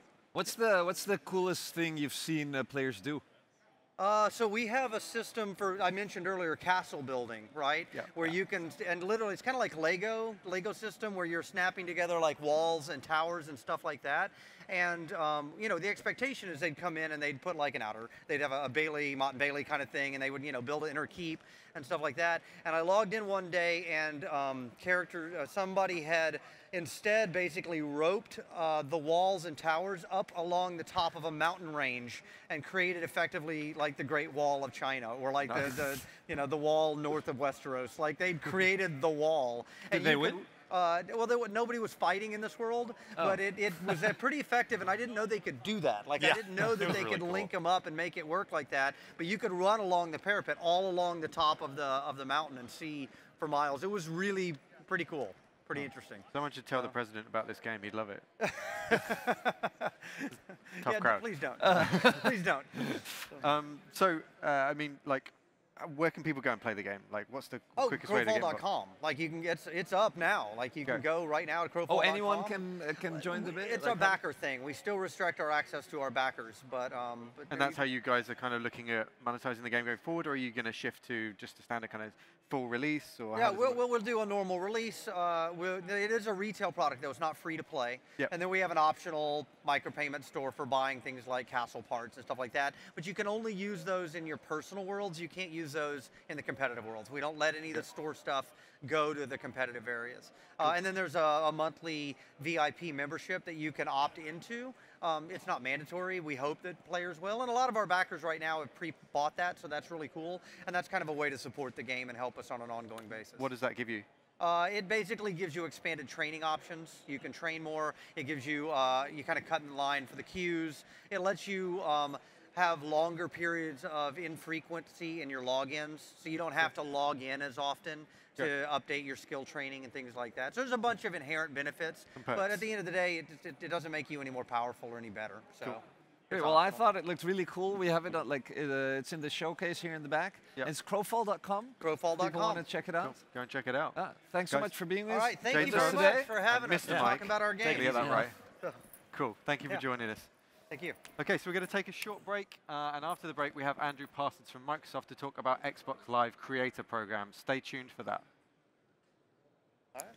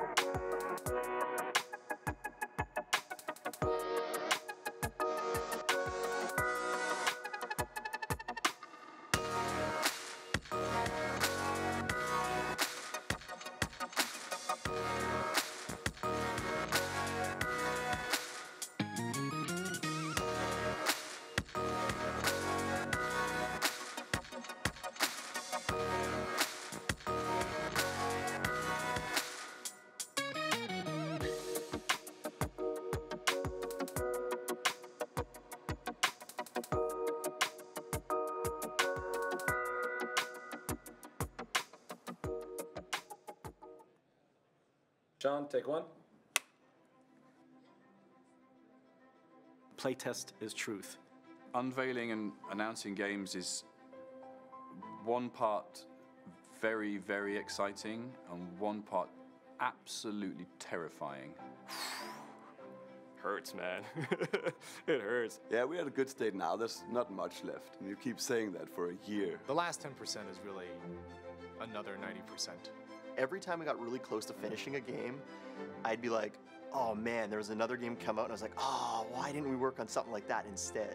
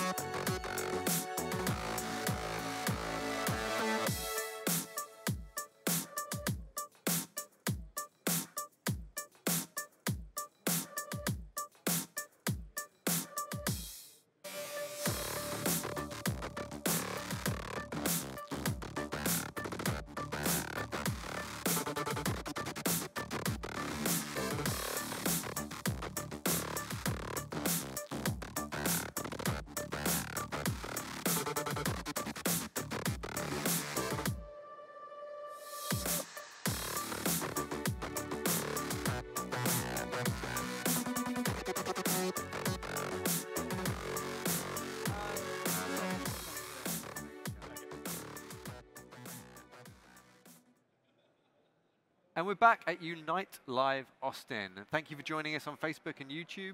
I'm here with Lucas. I'm Will, and we're talking to Andrew Parsons. Andrew, thank you for coming on the show. No problem. Hey, good. How you doing? So, Xbox Live Creative Program. Tell us about it. So, Xbox Live Creators Program is an open program that allows any developer to actually publish games on both Windows 10 and Xbox One with the Xbox Live services. So let me just rephrase that a little, because it's there's a lot to unpack. There's two really important points in that, right? One is it allows any developer, right? It's an open program, no certification required, no approvals process required other than the standard store process. It allows any developer to publish to the Xbox One, right? That's actually pretty cool, right? The second part of that is it allows any developer to incorporate Xbox Live services into their game on both Windows 10 and Xbox. That's something that's been really protected until now. And so Xbox Live services, you see it on all the big games, you see it in the ID at Xbox games, but not outside those two realms, right? But being able to have Xbox Live gamer tags and presents and achievements and things. Well, that was a good segue. Okay. There are a couple of things that you do not get in the open program, in the creators program. Achievements and gamer score, and the multiplayer on Xbox. Okay. They're both pretty valuable things that require a fair amount of investment, and so they're reserved exclusively for the managed programs. Okay. So you do need to sort of go to, say, the ID at Xbox program if you're an indie dev, or if you've got a third-party publisher, like EA or Activision, you'll obviously get those as well. So in the kind of Microsoft vision of these kind of like tiers of game publishing or like game access for people, like how do they see that kind of onboarding ramp? So obviously Unity has a lot of independent developers. It has a lot of beginner users who are looking to just find an audience. Yeah. How do you see that kind of like levels of things going through for someone who's got what they feel is a really great idea and they want to get it out there on Xbox? They love Xbox as a gamer and they want to put their content there. Like, what's the first thing that they should do? That's what this is for, right? It's the missing link. When you think about the spectrum of game development, you start at I'm building a Win32 desktop game in Unity, I export it, and I run it on the desktop, right? The next stage is, hey, I'm going to build a UWP game, put it in the Windows Store, get that 550 million Windows users access stuff. Then there's a missing link. And then there's the managed program ID at Xbox, where you sign up and you get NDAs and account managers and that kind of stuff. And then there's the 3PP, third-party publishing, Activision and Ubisoft, et cetera. That missing link is letting those people who are exploring, or hobbyists, or those indie devs who aren't ready to actually sign into a formal program, but already have a game that they want to actually put on the console, whether it's just for them and their friends and family, or it's something they want to start sharing out more broadly. And so Xbox Live Creators Program was created specifically for that particular audience. And can you put it on the store and sell it? Yes, you can. Do I need a dev kit? Aha. Dev kit is not required. So if you just have a retail Xbox One, you can actually just download the dev mode app onto the console, convert it into dev mode, and you're ready to actually deploy and test your game on the Xbox. There's no dev kit required. Sit it next to your laptop, plug it in, deploy, play on the Xbox. Yep. You can even do remote debugging from your PC as it runs on the console. Yeah. Amazing. So and so in terms of the store, publishing on the store, it's just like any other app or any other game that goes into the Windows Store for both Xbox and Windows. Yeah. There's no additional certification. It just uses the standard Windows Store policies. So it'll go through the Windows Store process where it just checks to make sure there's nothing malicious and it passes all the standard tests, and that's it. You can then update it as often as you like. You can change the price as often as you like. You want to do a promotional pricing? No problem. Discounting? No problem. You want to do some rollouts where you say, hey, I want to bring it out to Australia and England first and then leave the rest of Europe behind? You can do that, right? Hey. We didn't mean it when we said Brexit. I'm sorry. So like, if someone is looking at the store and seeing like a whole bunch of different content, is there a way to kind of differentiate, like if people are actually looking to find these games that are on the Creator Program? So there's two stories there. On the Windows Store, Creators Program games are actually just integrated with the rest of the game store. There's no differentiating features there, other than when you look at a particular game, you'll actually see what features it supports. Like does it have multiplayer or whatever? And so you'll see a fully featured Xbox Live game will say Xbox Live. A Creators Program will have a different different badge there to indicate that it has some amount of Xbox Live, but not the full stack. Right? But for the average gamer, they're looking at these as kind of like an even, equal platform for. That's right. So that's on the Windows platform. On the Xbox, there actually is a special Creators Collection section of the store. If you go to the games page in the store, right up the top, there's obviously the first ad, and then there's 4 boxes. One of those boxes says Creators Collection. Click into that, and you can see all the games that have already been published. Awesome. We only went live, basically a month ago. Oh, wow, and we're already okay. seeing dozens of games getting published in there from indie devs. So that's where you go. You can also search for them. So if you know a game that you're particularly looking for, you can actually search, and it'll actually come up through there as well. So we've had different approaches there on those 2 different platforms, but the games are all still really accessible to everyone. So if someone wants to get started with this, they need an Xbox. Unity 2017. Unity's great. .1. Love Unity. No, well, which for 2017.1? Yeah, Unity 2017.1 would be a great starting point with obviously a PC that can run that stuff, and then an Xbox console, and that sets them up to be able to create the games on both PC and Xbox. And then I go to to a website. I sign up. Yep. Then we don't have the website here. It's I'm going to say it wrong. aka.ms/XBLCP should actually get them there. Xbox Live Creators Program. That's what. Yeah. But it's available via Google, right? Via Bing. They can search via Bing. That's what I meant to say. Yes. Yes. Nice. And other search engines. Okay. Yeah. And I noticed you're wearing a accessible. T-shirt there that says Dream Build Play. Dream Build Play. So Dream Build Play is our games contest that we have been running. Oh, nice. And has 4 different categories of competition: PC, Xbox, games that use Azure, the cloud stuff in the back end, and then mixed reality. Sweet. All those games, particularly the PC and Xbox categories, we've teamed up with the Creators Program team to make sure that that's accessible. And in fact, if you want to be in the Xbox category of that competition, you must implement Creators Program. Cool. And so that's what's really cool there. There's over $200,000 cash prizes, as well as some other things going on. We have a developer diary contest to let indie devs actually talk about their journey, all that kind of stuff. Runs through to the end of the year. And it's a great way for someone who might want to use the Creators Program to actually then showcase their game out onto a world stage through that contest. So, yeah. Amazing. And that's dreambuildplay.com? Dreambuildplay.com. Dreambuildplay.com. Dream something up, build it, and let people play it. Sweet. Yeah. Awesome. I think it's really cool that these days, you don't have to get a dev, you don't have to get a dev kit, know who to call at Microsoft to actually start pushing your games on it. And play with the real hardware as well. I think there's something special about playing on an actual console. Exactly, exactly. And we have a pretty comprehensive game development guide. We have hard copies here at Unite. Oh, nice. But there's also available to download. It's about 45 pages of material, which includes how to actually incorporate Creators Program into your game. Cool. So it sounds like you're doing everything you can to really everything foster we can. that community. Exactly. That's awesome. Awesome. Andrew, thank you so much for coming Thanks, on. Thanks, guys. And thanks for what you're doing. doing. Thanks, Andrew. Okay, so we're going to take a short break, and we're going to come back and look at some more 2D content with Russ Scammell from Unity, who's one of our product managers in 2D. So stay tuned for that.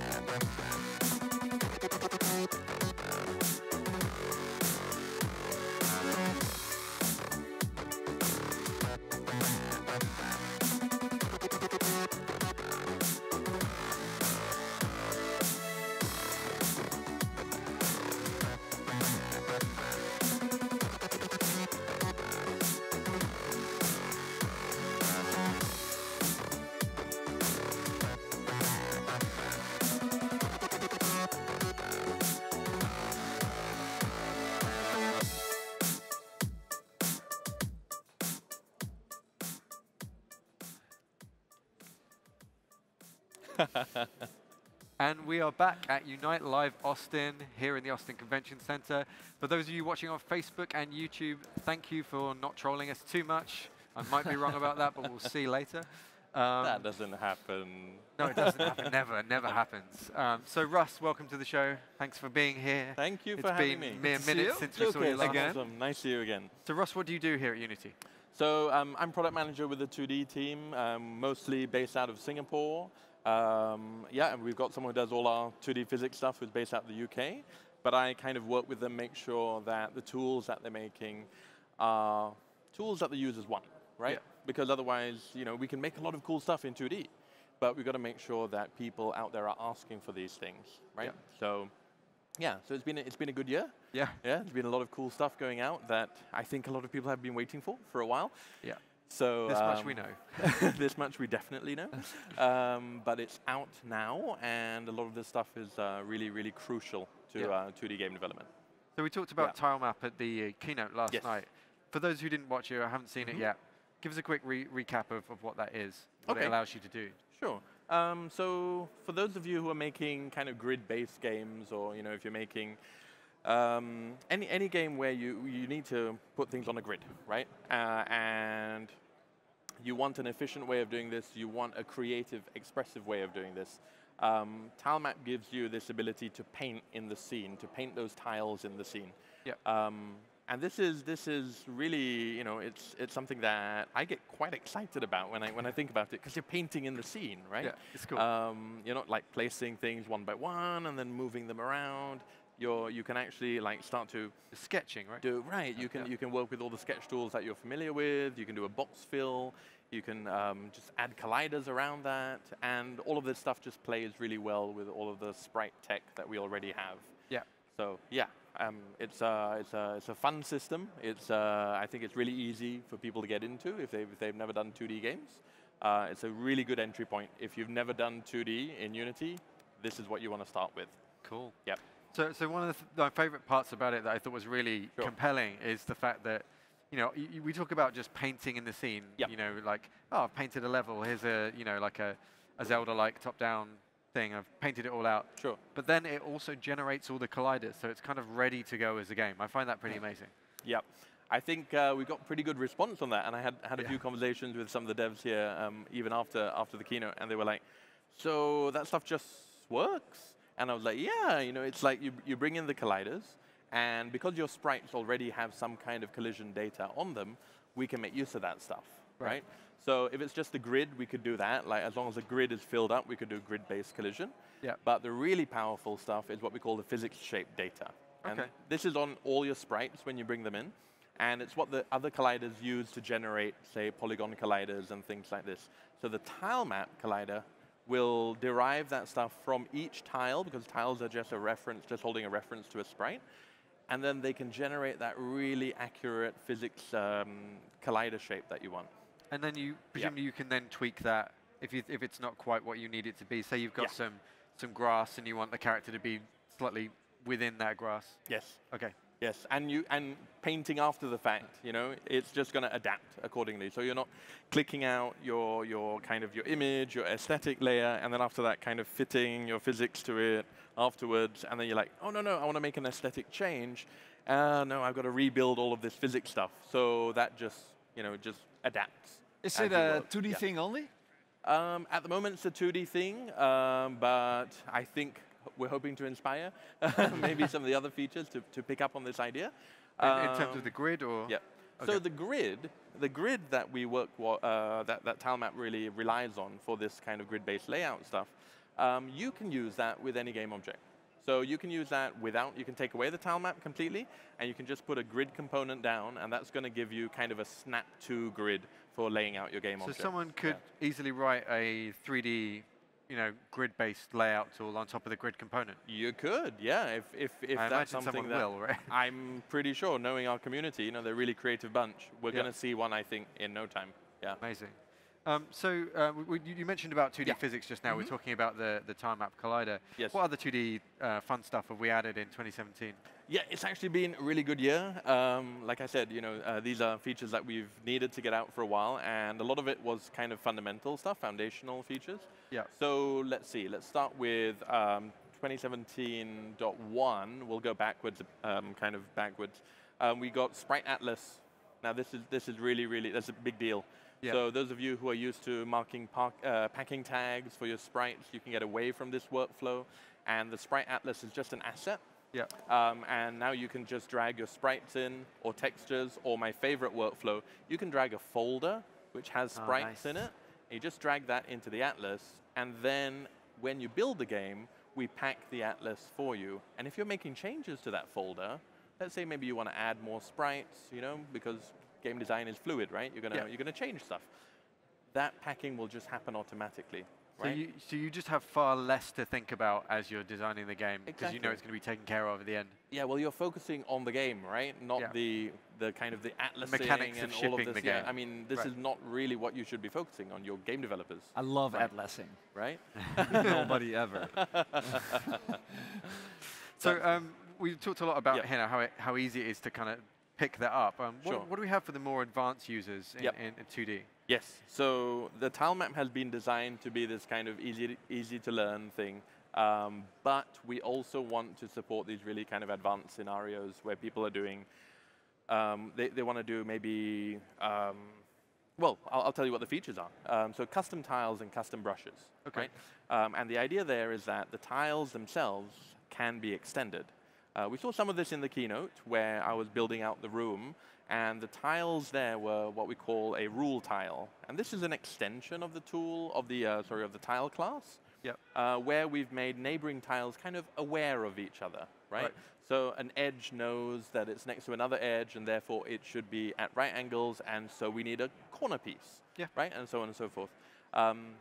So when you extend custom tiles this way, you have kind of a smart system, right? Where if you know what you want to do with your game, maybe you want randomness, or you want procedural levels, or you want to do all this kind of stuff, you want to rely on these kind of things. And then with the brushes, a lot of what we saw with the keynote was actually just a basic brush. I didn't show the custom brushes in the keynote, but they're really powerful as well. And if you grab the RoboDash demo that we include as part of our 2D extras package, you'll see that we can use brushes to lay down actual gameplay elements. So you can put down, for example, obstacles. In RoboDash, there's a laser brush, right? And you're putting down laser turrets. And then when you hit play in the game, you can just start interacting with these elements, right? So it's almost like you're painting with a prefab kind of thing that's got a bunch of logic to it. So instead of painting aesthetics, you're painting functionality, gameplay functions, gameplay features, right? And this becomes really powerful really quickly, because then the designers can start to have a discussion with the programmer before they get going, and they say, hey, I need these brushes. And they can talk about, hey, how they want to interact with the game at design time. Nice. And so it's really cool. We're really excited to see what people do for their own projects. And also, I think this could be fertile ground for some pretty nice assets on the asset store. So I'm excited to see what people make. Awesome. So we've talked a little bit about what's coming in 2017.2. Yes. Can you tease us with any other exciting future 2D things? Or are you going to kill me after this live stream for asking you that question? Thank you, Mr. Goldstone. No, of course. I'd love to talk about it. But let's see what I can say. So we've released the first of our major layout tools with TileMap. We have another one in the works. That's coming real soon, actually, and that's going to be for more kind of flexible, more organic layouts. This is something we're calling Smart Sprite, and just stay tuned. It's round the corner. Kind of imagine spline-based layouts where you have your sprites tiled along the splines, and you can kind of decide where these sprites go and what kind of shapes, what kind of scales they are. So more for games that are kind of like the Rayman Origins kind of feel. You're in the right area. Organic. Exactly. Yes, organic levels where you need to step away from that kind of being locked in a grid. Great. Yeah. Amazing. We're also looking at animation tools. I won't dig too deep into that, but every game needs some kind of character, some kind of focus, right? The protagonist in your game, and that's going to be your character. That's going to be something that needs to be animated beautifully, needs to be brought to life. So we're bringing some tools that are going to help you with that straight into Unity. You're going to see some nice. Hey, last question. Stuff. What's the coolest 2D game you've seen come out this year? Oh, you know, that's hard. You put me on the spot. I see so many cool 2D games. Well, I have to go with the winner of our Golden Cube this year. I was so happy to see that. It's pretty like it is gorgeous. I mean, the name of the game is Night in the Woods. Yeah, and so good. Night in the Woods was. I mean, you look at the art style there, and you look at how cohesive all of it is, and you're like, you know, whatever you choose to do, 3D, 2D, XR, if you've got your art down and you know what you're presenting to your audience, and you draw people into your world. That's it, right? I mean, we're making experiences, and those guys definitely made an experience. That game's like, it looks amazing. Yeah. And I love cats. I love cats. The internet doesn't have enough cats yet. Nope. So. No, I've barely seen any on there. No, Russ, thank you so much for coming on the show. Thank you very much, Will. Thanks for all the duties. Always a pleasure, guys. Cool. We're going to take a quick break, and after the break, we're speaking to Aurora Dimopoulos from Unity about our Learn project, and we'll see you in a moment.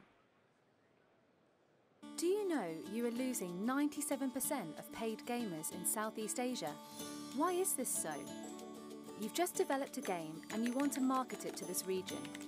Publishers and experts in this field would often advise that it is an extremely difficult market to penetrate. Fast forward, mobile games storm the world, and Southeast Asia is one of the fastest growing markets. Monetization is now not just a want, but a need. But then you realised your marketing efforts were not gaining any returns. This is because gamers are paying through scratch cards and local telcos, not through the main distribution channels.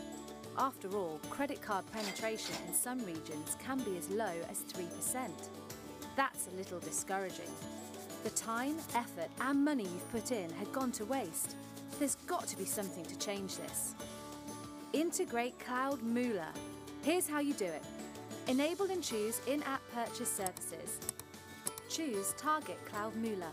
Build and run on Android. On Cloud Moolah Developers Portal, add your game. Proceed to add your APK. And there it is, you're done. Besides helping you to monetize your game, we can also be your partner in entering Southeast Asia. Come and join the community of developers who are using Cloud Moolah too. Integrate Cloud Moolah and start earning Moolah today. 3 hours outside of LA right now in a mine. It's a desolate mine. We're going to do something which is I've always wanted to do, which is really cool. You just get that weird randomness. You know, you get it for free. It feels like World War I in there with mustard gas. It's not easy. It's for sure not easy. The world is going to look as close to real as we can get to in a real-time engine.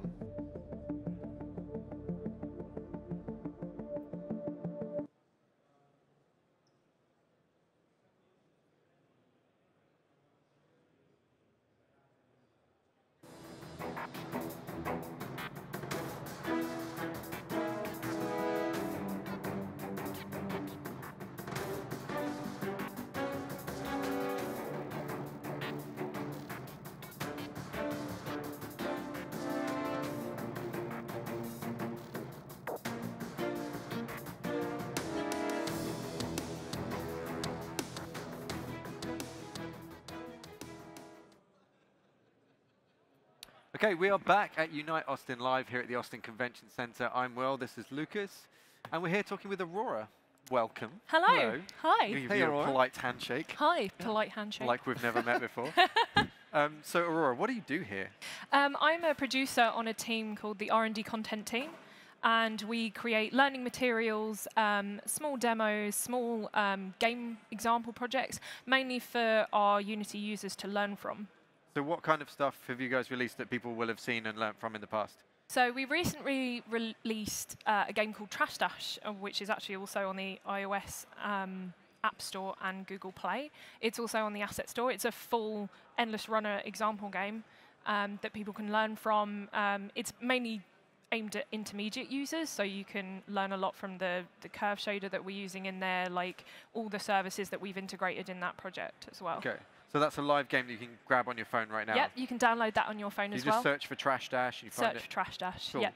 And that was a charity thing as well, right? We did something with Game Changer, so we partnered up with them.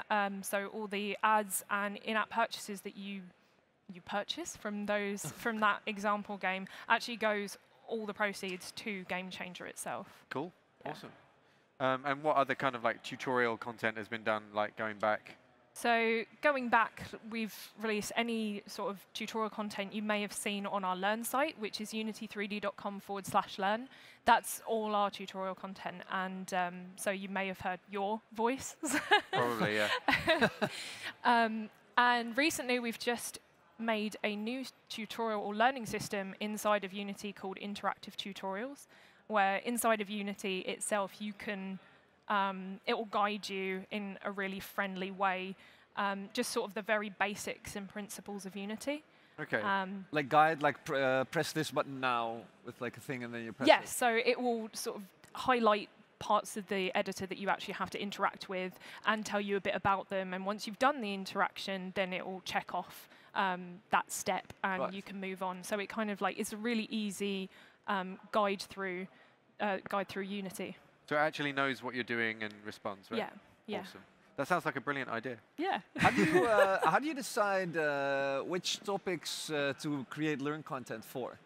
Like what do people have most trouble with wrapping their heads around? So apart from getting started with Unity, which is something that we are very passionate about and try to plug out there, there's also new features. So when new features come out, we like to try and teach people those new features. So that's what we're also responsible for.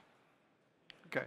So we saw a trailer, and we're looking at a trailer right now, which is this is the interactive tutorials, yes. Right? But we also have this project right here. I don't know if we can actually see it on the live stream, so I might be speaking out of turn here. Like a producer can tell me probably, but it's a new project you guys are working on called Game Kits. Tell us a little bit about that. What's it for, and who's it aimed at?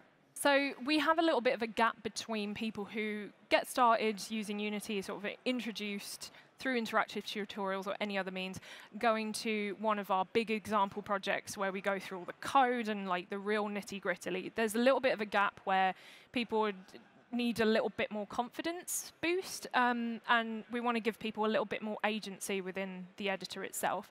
So we've come up with a concept called Game Kits, where it's sort of like a drag and drop Lego style put together game. So we're using the Unity event system to put mechanics together so that they are changeable within the confines of the project, of course, or you could add some new ones if you really wanted to, if you got to that level. So it's really sort of a modular project. You can move parts of the environment around. You can change some of the game mechanics around. So it's kind of architected not like a video game would be, but definitely something so that confident beginners can become even more confident in the editor and really start to like play around and understand how bits of Unity are connected before they transition into a full like game example project with a big long 8-hour session, if you really want to. And you said like game kits, plural, like which game kits are in the works? So we have a 2D version and a 3D version. The 2D version is coming fairly soon, and that's also thanks to the tile mapper, which we've just been discussing with Russ. With Russ, yeah. So that's really cool because you can draw out levels. And we also have a 3D version coming, and they're both set in the same universe, and that will be sort of around March next year time. So these are a platformer game, so like an action game? Yes, so it's for the 3D one, it's a 3D platform adventure game with sort of like manual combat and shooting, and the 2D one is a side-scrolling adventure platforming game, again with the same mechanics. So it's set in the same universe, so anyone who wants to transition from 2D to 3D can really sort of be like familiar and comfortable, and even all the event system setup will be the same throughout both projects. So cool. If you are to transition from one to the other, it's not a big shock. This is going to be great for presumably students and for game designers and artists who want to get into Unity and just want to see a big project that they can actually reconfigure, right? Yeah, Okay, awesome. So it's kind of like a starting point that already works. Yes, yes, absolutely. Like so that? something that you can really kind of get to grips with and get into without having to learn programming right off the bat or just be intimidated by just the I can start by emptiness. just doing some tile painting and then what? And then press take it from play, there. and the character is already set up, so you can actually start moving around. So you've put together like a pack of, like a teleporter and a key and like all the sort of like typical game mechanic things that people can. That you can put together. interconnect and make interactive whichever way you want. And we were also providing like example levels and an example game so that you can dig in. If you don't want to dive in with a blank slate, you can just edit what's already there and start to get to grips with it. So if I want to get in and break it, as everybody probably will, I can go in and like, I can shoot a door and make a key appear or something. If you crazy really like wanted to. I can just drag it. I quite like that. You could, Will. You could. I will. Yeah. Cool. So that's game kits, and you said they're coming. When are they coming? They're coming. So the 2D one's coming within the next 2 months, and the 3D one will be around March time next year. Cool. So presumably you're going to build like a lot of sort of training content, sort of tutorials, live training, documents, articles. Are you going to be able to build that into the interactive tutorials that we saw as well? Or Yes, so we'd like to, if you are transitioning from an interactive tutorial, we'd like to keep you in that same space, so it's not so much of a shock. So guiding you through how to use the game kits using an interactive tutorial, as well as some live training and some videos to go along with that if you want to dive in deeper. Awesome. So where can people go and find all of this stuff that you're making? So all the stuff that we're making always ends up on Unity3D/learn. Cool. Awesome. Well, that's it. Cool. We're wrapping the show. Thank you. Well done. Thank you very much. Thanks, Aurora. You're welcome. Okay, so that's our I really show. like the I'm not sure if people on the web stream. Yeah, why don't you sit back for a moment? I'm not sure if any people on the web stream can see it, but like in the trailer there was a bit of the 3D game kit. Yes. Was that like Cinemachine that I saw going A on? Cinemachine and Timeline, and we've got a lot of post effects in that as well. That's kind of like a little teaser trailer for the whole project itself. That will be coming soon. So you have the cutscene and game as well, like. Yes, so the cutscene transitions into gameplay using the magic of Cinemachine and Timeline.